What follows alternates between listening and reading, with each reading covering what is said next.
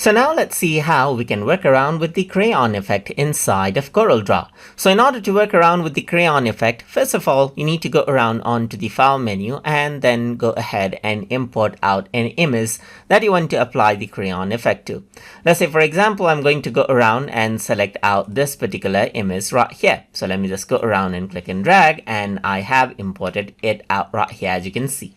So now in order to apply the crayon effect to it, first of all, you need to go around onto the effects menu, and then around over here, you can go around onto the art strokes section, and here you can see that crayon is an option. So once you go ahead and add it, then what happens is that you get the crayon effect immediately, as you can see right here. You can change around the size of the crayon right here, you can increase and decrease it, and change around the outline right here as well to get more of a crayon effect, as you can see, just like this as well.